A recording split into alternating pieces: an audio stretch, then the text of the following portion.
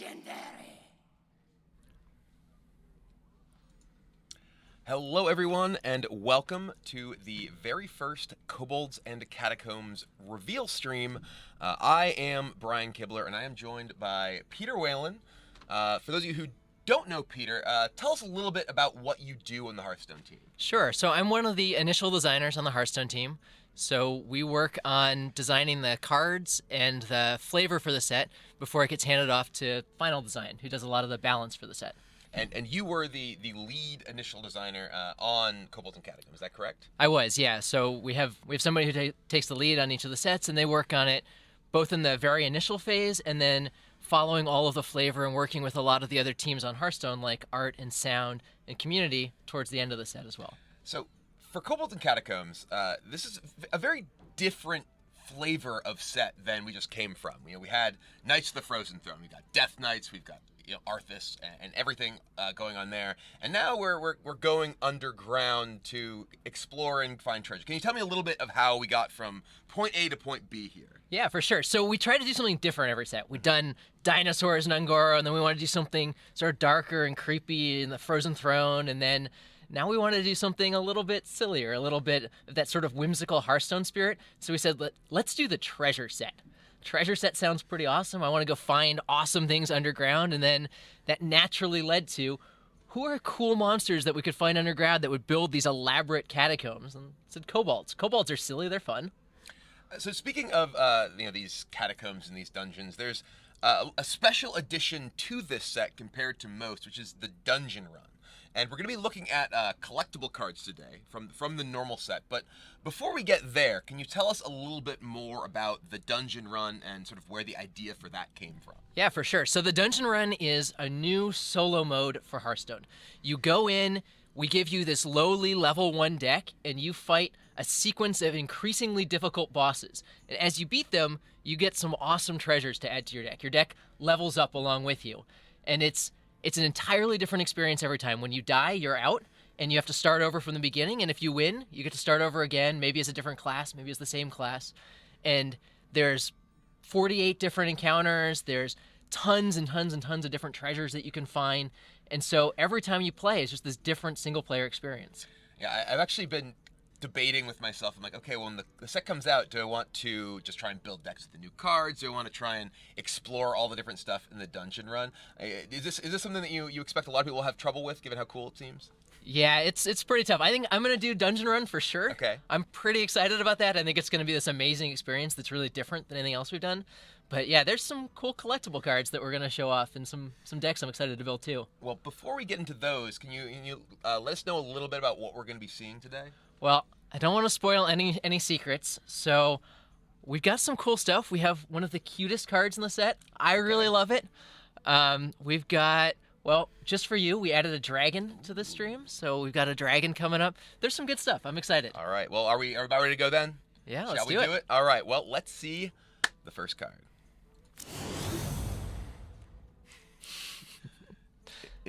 Ferrell Jibberer.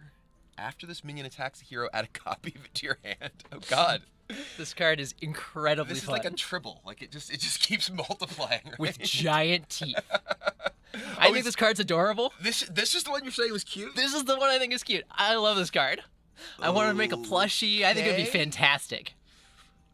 Different strokes for different folks. Oh dear. We have some gameplay of the Gibberer going to town, I think.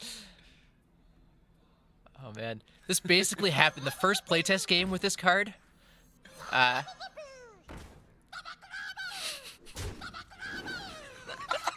it adorable? I don't even know what that sound it's making is.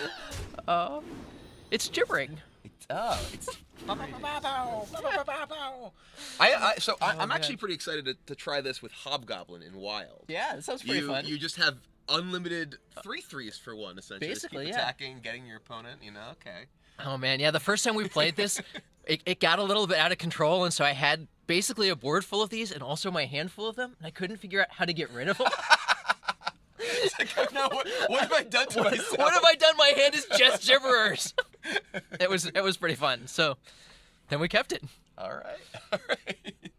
So how did that design come about? Like, what was the sort of thought process going into that particular one? So this one's actually top down. So we had a fantasy that we wanted to capture, and then we put a card into it. We wanted this creature that there's all sorts of them in the dungeon, and they, you're in the dungeon and you're just getting swarmed by these little creatures.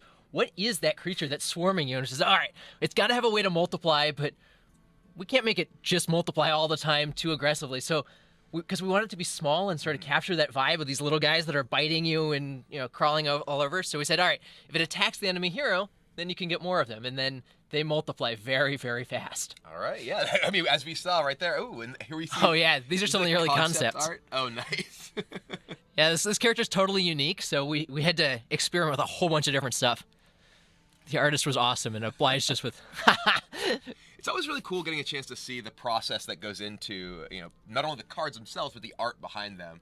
How this guy actually ended up being, as you said, the most adorable card in the set, I guess. I think it's adorable. I love this card. Giant teeth. He's definitely... He's unique. He is. He's a character. Except that you get 14 of them or whatever. Yeah, he's not very unique. There's a lot of that there. They multiply quickly, so... Yes. All right, well, shall we move into the next one?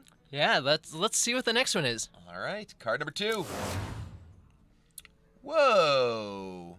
This is a rogue secret. This is a rogue secret. Okay. Interesting. When a minion attacks your hero, instead it attacks one of its neighbors. I get the sudden betrayal part thematically. Yeah. I like that. So it's betrayal. Okay, well, first of all, rogue secrets. What's up with that? So we wanted to capture the fantasy for each of the classes in the set. We said, all right, if you're in the dungeon crawl, what do classes do? Well, you have the warriors, and they're these huge armored brutes. You've got mages, and they have powerful spells. And rogues are sneaky.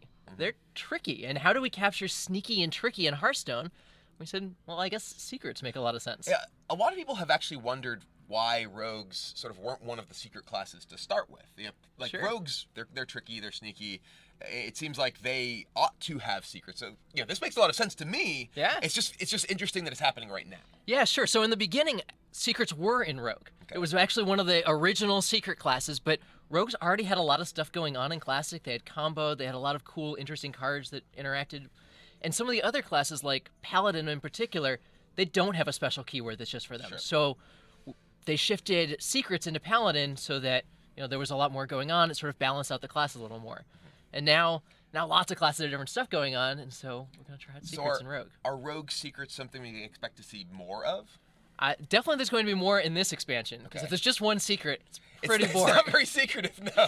But going forward, the plan is to not do them, at least not for the next set, and then we'll kind of figure it out going forward. One of the nice things about having the Standard and Wild split is that we can keep Standard, just 3 classes have secrets. If you're a player that doesn't like to see secrets all the time, then we can keep it restricted. But in Wild, there's going to be a lot more stuff going on. It's kind of a crazier place, and Rogues will have the ability to do some of that stuff. And in Standard for now, they'll certainly have secrets as well. Yeah, exactly. So I'm pretty excited to see Rogue secrets in Standard. Yeah, it makes a lot of sense. Rogues they're sneaky. They got their secrets. Yeah. So. And they betray people, I guess. Well, I mean, this is very I guess we're gonna see. Oh yeah. Either one of these betraying the other would be kind of a disaster if you look at it.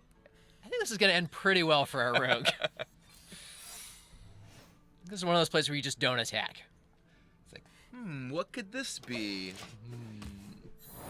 You fool! Oh, there's the animation of the Rogue secret. The sort of daggers. That's cool. I think it's awesome. Poor Arthas, betrayed by his own gastropod. It's tough. Poor gastropod, slain by a giant Lich King. I mean, that's kind of a gastropod's place in the world. Hopefully, is to take down somebody else's minion. That's what you aspire to when you're a gastropod, I think. At least as far as I can tell. Yeah. So, like you said, there's got to be more secrets in order for the secrets to not, to be at all secret. Yeah, that was one of the important things for this. So there's 3 rogue secrets in Kobolds and Catacombs, and we wanted to make sure that you played around them differently, so that there was some interesting gameplay with them. One of the other things we really wanted to capture with rogue secrets is that they're all timing based. At the right moment, these secrets are fantastic, and so you need to take advantage of that. And rogues in general tend to be trickier, and very much you have to plan out your moves, and so the rogue secrets play into that. So that one's particularly interesting because the opponent needs to play around several things. It's like not only do I attack, what do I attack, but it's how do I position my minions before I attack. Because if, for instance, you play a small minion between those two and then attack, Yep. it really throws things off entirely. Yeah, exactly. And as the rogue, you get some ability to control that too, right? Which minions do you kill? How do you Right. set up a board like that? All right. Which is pretty interesting. Well, shall we go on to the next card then? Yeah, let's see. Let's see what we got. Ooh, it is another rogue secret. It is. Cheat Death. When a friendly minion dies, return it to your hand, it costs 2 less. Ooh. So this is kind of like a getaway Kodo, except more powerful, but it costs 2 mana. Right, exactly. It's like a getaway Shadow Step in some sense. Okay. Interesting. And there's lots of rogue cards that combine obviously very well with Shadow Step because there's a lot of decks to play Shadow Steps. Right, for sure. And I mean, you're not playing Silverhand recruits in your rogue deck, Right. so you have fewer of those sort of misses that a paladin might have. Yeah, it's interesting too because there's also with both Cheat Death and Shadow Step around, when you're playing as Shadow Step, you want to kill their minion that you don't want to return to their hand. Right. When you're playing as Cheat Death, you want to avoid killing the minion that you don't want to return to their hand. Yeah, exactly. So it can really be kind of a caught between a rock and a hard place kind of thing playing against this For sure. Shadow Step as well. Yep, exactly. One of the things that when we showed rogue secrets to other players for the first time, internally, they said, wow, it looks like rogues are just stealing a secret from every other class and then tweaking it a little bit. We have Misdirection is Sudden Betrayal. That's what they stole from Hunters, and they stole Getaway Kodos, and then, So they eventually. steal... I hope they didn't steal Ice Block. Well, we'll see what Actually, I kinda we'll do. see what they borrow from me. all right. It's not going to be our next card. It's not gonna be our next We got card. to keep some rogue secrets for the rest of the reveal season. I imagine. Right, exactly. All right. Well, we do have another card coming up. We do, and this one's special just for you, Brian. Is it? Oh, I see dragons. There are some dragons. Oh, it's a priest dragon even. If you're holding a oh wow. If you're holding a dragon, deal 3 damage to all their minions. 4 cost 3/3. Oh man, this is awesome. So I'm actually just like I'm stunned. I'm in shock here because one of the things about dragon decks in Hearthstone right now, you do have very few options at the moment. There was a rotation of a lot of the older dragon cards from Blackrock Mountain and such, and this is a very good defensive tool. A lot of the dragon decks that exist right now, they're basically just like aggressive decks that have to push in the board because they don't necessarily have great ways to come back until Dragonfire Potion itself. Whereas this, especially when you're able to discover it off of a Netherspite Historian, it's one of the few priest dragons. Yep. Can give you a lot of powerful early game ability to clear off that board. Yep, exactly. One of the things we talked about was that Dragon Priest historically had been this very mid-range deck or Right. moving more aggressive that was you would put all these minions on the board and just do a thing. We wanted to move it more towards in more of a controlling space. Give you some more options to play a defensive game with your awesome dragons instead of just trying to get ahead and play that sort of aggressive mid-range thing. Especially because a lot of times when you want to play dragons, you want to play the big, cool, impressive dragons. Right, you want exactly. to play the Ysseras. You want to play the Deathwings. And if you don't have tools to keep you alive until then, it's pretty tough. Right. And this is a great way, you've got all these pirates. Sure. I will breathe fire on all of them, or breathe whatever that shadow. Shadow. I guess it's a priest dragon. Yeah, they're all Twilight dragons. Sure, sounds good. But dragons are sort of a very central theme of sort of traditional fantasy of dungeon crawls. Yeah, for breaking sure. into the dragon's lair, stealing their treasure. We see a lot of that in these images. Are there a significant number of dragons in the set? Please say yes. Please say yes. Please say yes. There are certainly a bunch of dragon images. There are a handful of dragons period, and then Dragon Matters cards as well. Okay. That's another Alex Horley piece. I see his signature. It is, yeah. I think it's fantastic. I have Deathwing Dragon Lord on my wall. I'm gonna have to get awesome. one of those too. That's sweet. Yeah, that one's awesome. Very, very cool. Are there more Dragon Matters type things going on? Is this something along the lines of what we saw in Blackrock Mountain, or are there more just not nearly to that extent. dragons crawling in dungeons? Yeah, there are dragons in these dungeons. Priest has a couple of Dragon Matters things. I mean, we saw Duskbreaker. Well, someday over the course of the spoiler season, we might see another thing. All right, I am pleased already. And we've got a card named Dragon Soul. Yes, It makes dragons. yeah. It's pretty cool. So yeah, there's going to be some dragon stuff, but not a ton of Dragon Matters. Not like Blackrock Mountain. I just need dragons, and I'm happy. Yeah? Well, we've got some dragons for you. All right, but we have some more non-dragon cards, too. We do. For those of you who, have terrible taste, but let's take a look at the next one. Ooh, the Rune Spear. So this is a legendary weapon. This is a legendary weapon. And this is the Shaman weapon, yes? It is, yes. After your hero attacks, discover a spell and cast it with random targets. Yeah. Okay. This is interesting. It is very difficult for me to wrap my mind around what's going to happen with this card. It's an 8-cost, 3/3 weapon, so it's not really a particularly efficient weapon for just killing minions. For sure. This is, a weapon that without the text you'd expect to cost 4, maybe. Yeah. So, what's sort of going on here? What was the thought process? Surrounding legendary weapons in general, particularly giving legendary weapons to a lot of the classes that didn't have really weapons before. And then how you got to this for the Shaman one. Sure, yeah. So legendary weapons in general, one of the core fantasies of doing the treasure set is we got to have some awesome treasures. Mm-hmm. So we wanted to have legendary treasures in there basically from day one. And so we've got these weapons and we needed to put them in all the classes. So we had to figure out how do mages and priests and warlocks handle having weapons. And so we gave them these 0 attack ones. We've seen Alaneth, we've seen Dragon Soul, that are these weapons that advance your game plan in ways that aren't just beating up on minions. For some of the weapon classes, though, we wanted to let them beat up on minions. And so the Shaman fantasy, especially if you look at that traditional dungeon crawling thing, is very much in the space of, I've got a weapon, and I've got a weapon in one hand, I'm casting spells in the other hand. We wanted to capture that in the legendary weapon. And so that's where we are. We looked at the Shaman spells and said, there are actually a lot of untargeted spells that aren't going to hit a random thing. You're going to have a lot of control over it. And they're interesting in sort of different ways. So you can hit things like Devolve or Volcano if your opponent has a big board. You can hit Bloodlust if you've got a big board. Maybe Evolve. So there's a bunch of interesting options there. Can this hit the spell stones? This can. So there's the one that copies your minions. So this could potentially is attacking, because it's a 7-cost spell too, right? Right, for sure. Okay. So there's some pretty good stuff you can get off of this. What I'm really hoping is that the Hunter legendary weapon is Thunder Fury. I played a lot of WoW back in the day, and the fact that Thunder Fury was a Hunter weapon was always one of the funniest memes to me. A Hunter in my guild got the first part of the binding. Perfect, of course. Because no one knew what it was yet. It was way back early vanilla. Well, and then they have to get the second part of the binding. You've already got the first one. It's not like you're going to get 3. Right, exactly. So, I mean... I'm just really hoping that card's in the set. Don't tell me if it is. Well... Either way, but I am really excited for the legendary weapons in general. Obviously, Dragon Soul, super cool. And seeing ways that you use the weapon slot to essentially create permanence, more so than a minion. Because obviously, any minion that's on the board, you can kill it with a spell, you can kill it with a minion. But weapons require a special type of removal, so they have a tendency to allow you to kind of build your deck around them in a different way, to expect them to remain in play a little longer. Yeah, which is really cool. Dragon Soul is great for that. You put it out pretty early, and then every time you get one of these big turns where you cast a bunch of spells, you get a dragon. Alaneth.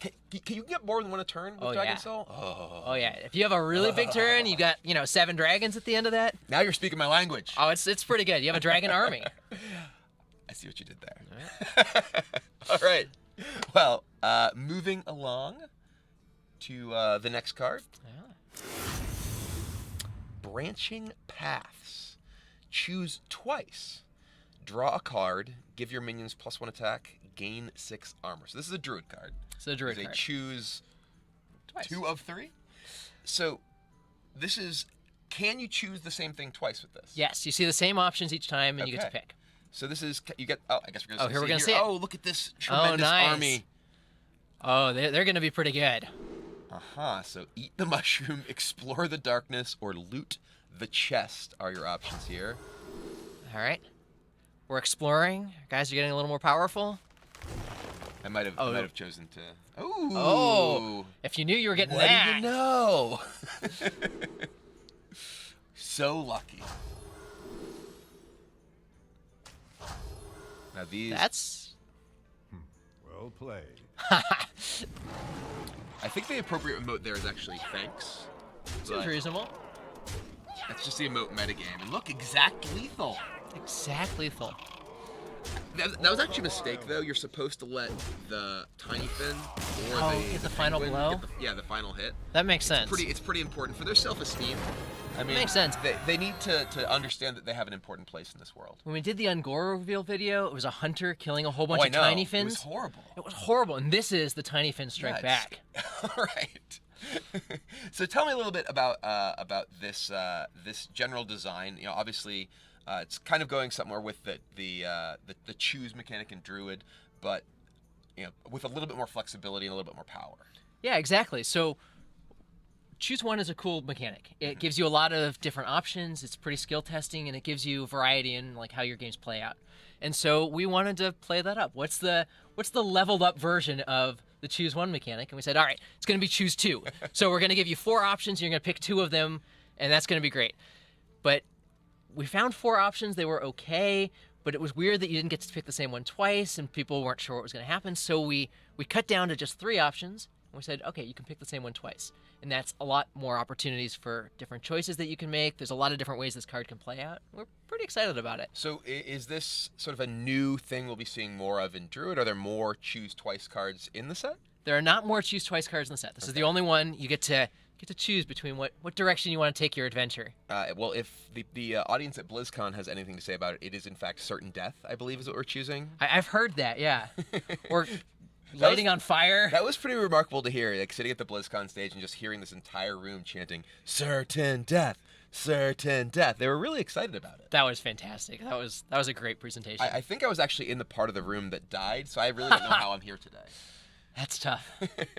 Crushing walls is devastating. There's lots of interesting stuff, you know, that we saw both there with, you know, the presentation. Is there more sort of cards that will play off of that theme of, like, you know, having to choose the right path in the dungeon kind of thing?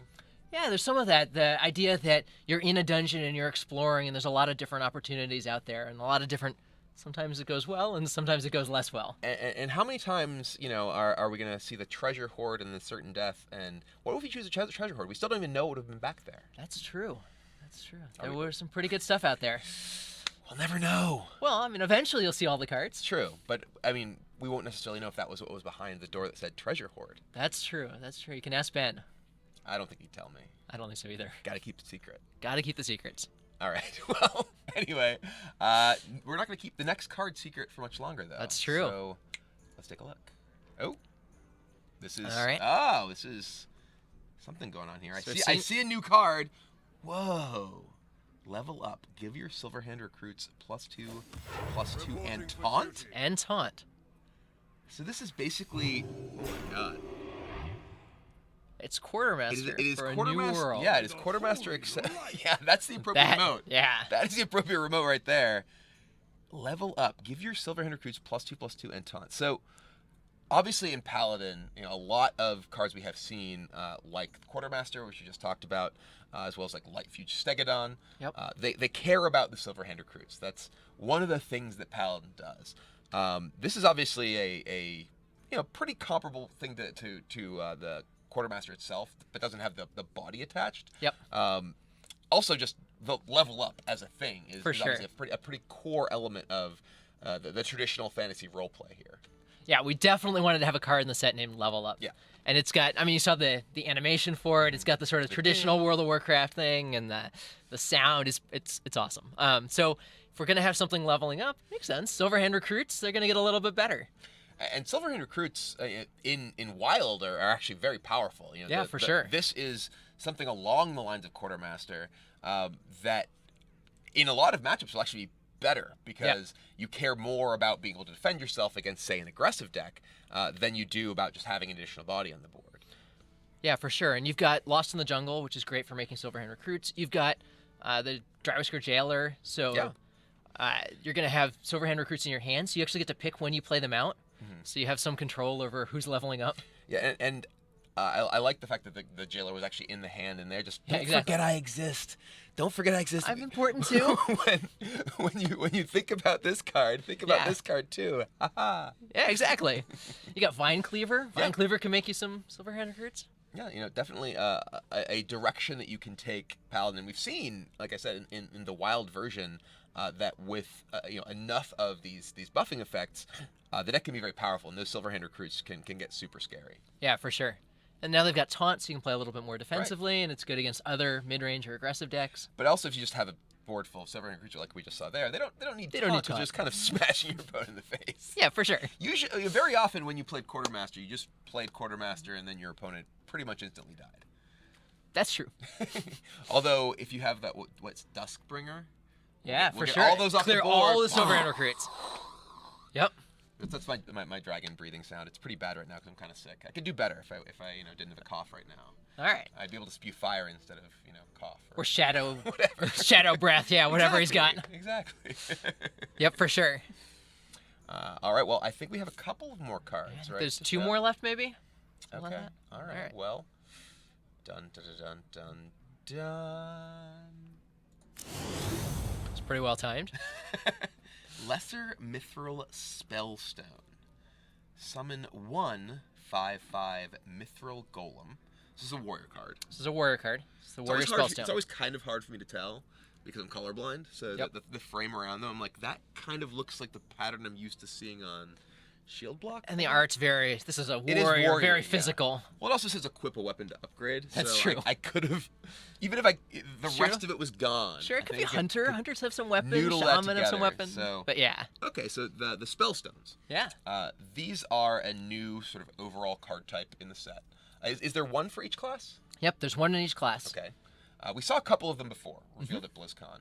And these are cards that they upgrade if you hit a certain effect, a certain threshold, whatever. Yep. For this one specifically, equipping a weapon. And you have to do this while the card is in your hand, correct? Yep. So if this is in your hand and you play a weapon, it upgrades to the next level. And I imagine we probably have the other levels available to us. Yep. Ta-da! So it will upgrade to summon 2/2 Mithril Golems. And then, once again, if you play an additional weapon while this is in your hand, it will again upgrade to... I figured that one out. That's good. Summon 3/5/5 Mithril Golems. So It's a pretty good board for 7 mana. yeah, 7 mana, and we see the overall progression there nice. of Lesser Mithril Spellstone into Mithril Spellstone into Greater Mithril Spellstone. So, I mean, obviously the level 1 version of a lot of these cards is not terribly impressive. Yep. But if you do level them up even once, 2, 5, 5, or 7, that's pretty solid. It's not an immediate impact that necessarily is going to dominate the game, but at 3 5/5s, that's really powerful. That's pretty good. Yeah, so some of the spellstones are in the space where their level 1 version's pretty reasonable. We saw Jasper Spellstone at BlizzCon. That's the Druid one? Yeah, that's the deal 2 damage to a minion for 1 mana, which is like pretty reasonable. And then that levels up to deal 6 damage to a minion at the highest level. This one, summon 1/5/5 is not, that's not super special. But summon 3/5/5 golems is that can be really powerful. Pretty awesome. And frankly, if you're playing a controlling style of warrior deck, you will frequently have a number of weapons. Especially, I've been playing actually a lot recently with Forge of Souls. Oh, okay. Because Bloodrazor is so good in so many of the warrior decks that I just want to draw it more often. So I've been playing like a Forge of Souls, a War Axe, and 2 Bloodrazors. So I'm always guaranteed that my Forge of Souls gives me a Bloodrazor. So if you have this in your opening hand, you might even consider holding on to it if you're playing in a matchup where just generating threats is valuable. If you're playing against another controlling deck, for instance, you know that you'll have the time to get to the late game and upgrade this over time. Yeah, for sure. And one of the things in Kobolds and Catacombs is the recruit mechanic. We saw gather your party, so the warrior recruits are unbounded. Right. So you want to just have a small number of minions, just giant minions in your deck. That's a good point, yeah. So because this is a spell, it doesn't disrupt your recruits. So if you're playing gather your party, you could still have this to generate threats in your deck, while still just having cards like Yasharaj, Ysera, things that you just want to put into play early.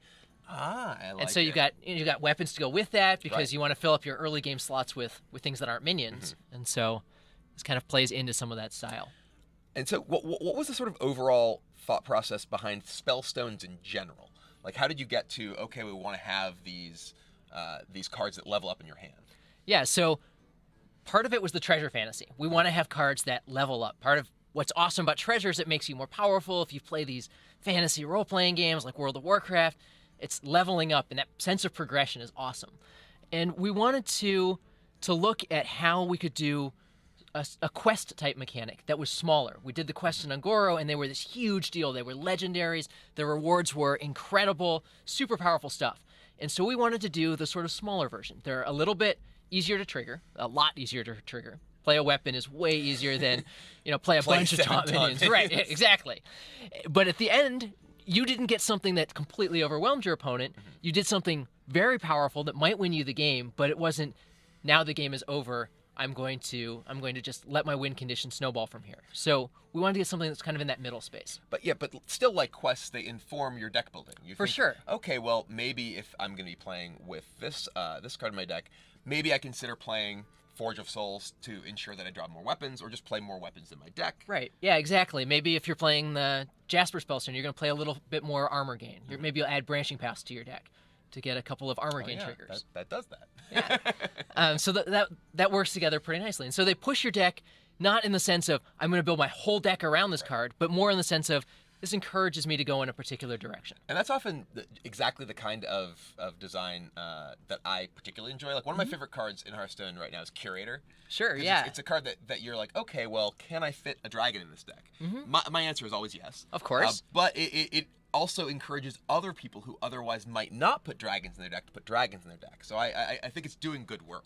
Right, exactly. It's encouraging dragons out there, but it's pretty interesting figuring out how you're going to take advantage of it. It's like, okay, do I want to play a Kobold Oracle in my deck because I have a copy of the Curator? So cards that just give you a little bit of a handhold of like, hey, maybe you want to consider playing a little bit more of this to make me better, I think are really interesting, because they're not the super, okay, you build your entire deck this way, but they reward you for finding things like Cobalt Scalebane, for instance, was a card a lot of players slept on early in the recent metagame, but now we see a lot of it, especially in decks with the Curator. Yeah, for sure.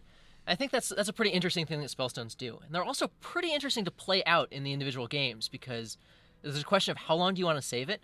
You've got your Spellstone, it's going to summon 2 5/5s, you don't have anything else you're doing. Well, I could play this weapon and get another 5. And that's the sort of thing that, especially when I'm streaming, always it's like, ooh, but I could play 3 more spells before my Yogg. Exactly. I could play another weapon before my Spellstone. And it so, could be even bigger. And that's both fun to do and also pretty skill testing. Right. It's interesting, like when do you play your Spellstone at the medium level or at the low level instead of waiting all the way to the high level? Right. Well, I'm definitely interested to see what the other Spellstones are, but we have, I believe, one more card to show today. So let's see it. Ooh, this is a legendary. Dun dun dun dun dun. This is the Hunter Legendary. All right. Wait, Hunters? I thought the Hunter Legendary was Savannah Highmane. This is another Hunter Legendary. It's another. Well, and this helps out your Highmanes. It does. So, Kathrena Whisperwisp. Kathrena Winterwisp. All right, you know it. I don't. So, Battle Cry and Death Rattle recruit a beast. Wow. Okay. So let's see her in action. All right. Where's my... Oh, that's a beast. Average result, I think. Yeah. What did she say when she came into play? Where's my pet? The light has betrayed. Oh, that was a pretty good top deck. Oof. Unlucky. But sometimes lucky. All right. I think that it would have been better if she got King Crush first and attacked with it, then got the 9/9. But I suppose this will do. Never lucky, I guess. No. Just 2 giant dinosaurs. So this is really cool. I think that it's interesting because it is a card that encourages hunters specifically to try and play those big endgame beasts. It's also a card that it's a Death Rattle card, and there's a lot of Death Rattle synergies. We were actually talking before we started the stream here about how one of my favorite decks to play right now is the Play Dead Hunter. Sure. And this is a pretty powerful thing. It's like, oh, I'll Play Dead this. It's like, oh, I get a gigantic beast. Right, you get a Savannah Highmane. Right. So what was the sort of thought process going on with the design of this card? So yeah, we talked a little bit about Recruit before, and so Recruit is a mechanic. It's not in all of the classes. Okay. But a number of classes just kind of touch on it. Hunter, for example, does it. This is the only Hunter Recruit card, and they do beast recruiting, because that makes sense for Hunter. And so we wanted something that played more in that space of, I want to play a controlling defensive Hunter deck that plays a lot of giant beasts. Playing giant beasts in your Hunter deck is pretty cool. And this at least gives people an opportunity to experiment with some of that stuff and try it out. That Play Dead Hunter's pretty cool. You've got the Carnivorous Cube to try out. Katharina's pretty awesome if you Carnivorous Cube it. Yeah, that's pretty serious. That's pretty serious. So is Highmane. So some of the cards that you play in that deck, you might work well with Carnivorous Cube, Play Dead. Yeah. So this is one of the interesting things we've seen. I think it's Abominable Bowman. Yeah. That's always a card that's so hard for me to pronounce. Abominable Bowman. I think I got it. Yep. I think I did. I'm not even gonna try. But they're cards that kind of encourage a big hunter style of deck. Yeah. Because you want to specifically play larger beasts rather than necessarily just curving out with early game beasts, just overwhelming your opponent. Are there some more cards maybe for Hunter that allow them to get the time to go there in the set? Yeah, there's some more cards that let Hunter play more defensively. So Wandering Monster we showed at BlizzCon. Yeah. And that's a very powerful secret that promotes sort of that I'm going to play defensively. If an enemy attacks my hero, then I'm going to summon one of these random minions to defend myself. Yeah, Patches, you come out there, you try to hit me in the face. Right, sure. Sorry, there's a Felguard. Right, exactly. Like, that's pretty powerful. It is, yeah. So that's one opportunity. There's some other cards in the set that allow Hunters to have some more early game plays that play a little bit more defensively. So how much is that kind of thing on your mind, especially as a person on the initial design team, thinking about designing a new set?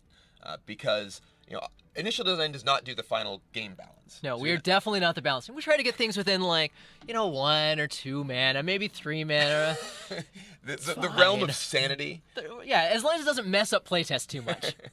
But you certainly are aware of the classes that tend to see the most play in the competitive environment, Yeah, for sure. on ladder, in tournaments. So Hunter, of course, is one of the classes that isn't as popular. Is that something that does inform your design process early on? Yeah, for sure. So we definitely think about which classes are the more popular, the less popular, and make sure that some of them get tools in that direction. Initial design tends to work on a set early enough that we don't have a lot of insight into this is what the metagame's going to look like a year from now. It's pretty tough to know exactly what that's going to be. So we can't do that perfectly. And so the final design team does a lot of work towards the end of a set's towards the end of a set's design lifespan to try and make sure, the powerful classes are getting, things that push in other directions, and the weaker classes are getting interesting and powerful things. And so that's definitely something that we think about. In particular, we try to make sure that classes get new things with each expansion, that there's, sometimes there will be the Beast Hunter deck that's interesting, and other times we'll give them Death Rattle cards, where there's tools in different directions. Maybe Secret Hunter. We saw some Karazhan cards in that direction. And so we try to make sure that there's different things that are cool in each expansion. And we see that, some more Silverhand Recruit cards in Paladin. We've seen a couple now. And so that's the kind of thing that we think about more in initial design is what are the class mechanics that are cool that we can play up here that we haven't done in a little while that are different. Are there any particular ones that you feel like you guys have some cool stuff for people that we may not have seen yet, just that you can tease them what might be seen in the future? Oh man, so Dragon Priest is pretty cool. Dustbreaker I think is an awesome card. There's some cool stuff in some different directions that Hunter can go too. So of the stuff that we've seen so far, because we are sadly out of cards to show you today. That's the end, but there will be more coming in the very, very near future. Of the stuff that we have showed off so far, what's your favorite card? Oh, that's easy. Ferrell Jibberer by a mile. There he is, the Ferrell Jibberer. Jibberer, he's just adorable, right? Don't you want to camp out in a dungeon and wake up to 50 of these things swarming you? No, I do not. But you probably level up at the end of that if you survive. There's a caveat there. Yeah, well, let's see, what else? I really love Rune. I think Rune's fantastic, the Warlock Legendary. Oh, that card is really neat. It's just a good story. Yes. It's really fun. The idea that you're doing this horrible ritual, this crazy thing, and at the end you get to destroy your opponent's deck. It seems like it's a very difficult ritual to perform. It is, but it definitely that's a seems fun cool. line of text to Yeah. get to put on a card. I was very happy that got to actually ship. That's pretty cool to me. What else? Carnivorous Cube's awesome. I That, love that that's card. actually that's probably my favorite card that we have seen so far is Carnivorous Cube. That one's really I fun. think that like I said, the Playdead Hunter deck is obviously a very interesting potential home for that card, as well as there's just so many other things you can do with it too. It's trigger death rattles, attack a big a big minion with your big minion, then eat your big minion and get it to come back twice. Yep. It's kind of crazy stuff. It's pretty awesome. The gameplay with it's super fun. There's various times where you're like, oh, Carnivorous Cube's the perfect card here, or it's not exactly perfect right now, but I'm gonna do something cool with it eventually, or maybe I'll like play it and faceless it, and there's all sorts of interesting things you can do with it. You can use the Shaman Spellstone to get a whole board full of Carnivorous Cubes. Yeah. It's pretty interesting. Yeah, I like Marin a lot too. That story was in the set super early, where it's just. Oh, I actually blanked on it. I was like, I've been playing so much Marin. Sure, and yeah. Like, Marin, was this a card? I'm like, oh right, the treasure chest guy. Yeah, the treasure chest guy is like, we're gonna have an adventure, and he goes out there, and he makes a treasure chest, and then you have to break it, and that's a fun story, and I've really enjoyed it. I actually with what's the crown? The Yeah, one that Xerog's gives you two crown. Legendaries. I actually got 2 Mare Noggin Foggers off that. Oh, nice. And it was just like arrows going everywhere That's on my awesome. screen. And then someone pointed out that Noggin Fogger's first name is apparently also Marin. Oh, In the I didn't in know the- that. I That's awesome. guess it is. I don't know. That's very cool. That's perfect. Yeah, he's super fun. I was really glad that he got to come out early. I think that's been it's fun when we can do that, right? And have a metagame that's around this guy that's just breaking treasure chests. Yeah, I mean, it's the sort of thing that I don't think it's a terribly powerful competitive card. I don't Sure. expect to see this necessarily showing up, but it's a super fun card to play with. I've been playing it in basically every deck since it came out, even if it makes absolutely no sense. Sure, and he just makes awesome stories in games, right? Like, oh yeah, this is the one, I got Toland's Goblet, and I drew Shadow Step. And now I've got 9 Shadow Steps in my hand, and who knows what I'm going to do with that. Yeah, I actually filled my hand with Netherspite Historians once. That sounds pretty had fun. no dragon. But my So hand was full, so I sad. burned the next card. But then I got a lot of dragons off. All right, that's good. Yeah, it just creates awesome stories every time. I really love that card. Do you have any particular stories around any of the cards we saw today, as far as the design, like anything that was like really weird, getting to the point that we were sort of finally at?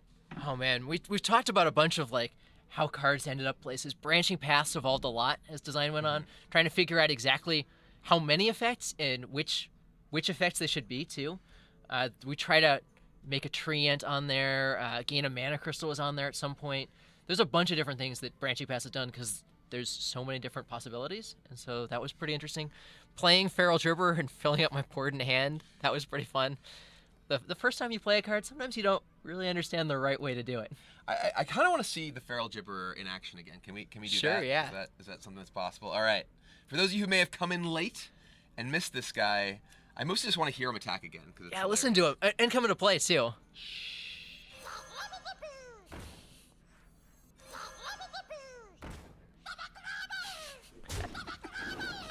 Oh, recording that one was so much fun. The voice actor had such a good time, and he just riffed on all these awesome sounds. Oh man. Yeah, all of the backup takes for this are also fantastic. Ferrell Jibberer, near and dear to my heart. Well, I think we are getting about done here. We've showed off all Yeah. the cards. We've gotten a lot of good discussion in about the background here. So anything else you want to sort of share as final thoughts? So not on the really. stream here? I just want to mention that the pre-order is live. You can get the Fantastic For the Horde card back. You can kind of see an indication of it on the screen, between our names. The expansion will release in December. We're super excited about that. There's a bunch of reveals coming up the next couple weeks. There's an awesome calendar that the community teams put up on our website. I'm really excited about. And maybe even more importantly, Brian's going to continue streaming right after this, so stay tuned. He's going to make all kinds of awesome decks, and I'm excited for it. I will probably be playing a little bit more with Marin. Oh, fantastic. Getting some treasure. Get some awesome treasure. I'm excited. Well, anyway, thank you very much, Peter. Yeah, thank you so much for joining talking us. today. I am super excited for Kobolds and Catacombs. You said it comes out next month, Yes, correct? it'll come out in December. All right. Well, thank you everyone for tuning in. Like Peter said, if you want to hang out and watch my stream after this, don't go anywhere. I'll be hosting the channel right here. And thank you guys very much for watching. And hope you're as excited for Kobolds and Catacombs as we are. Yeah, thank you, everyone.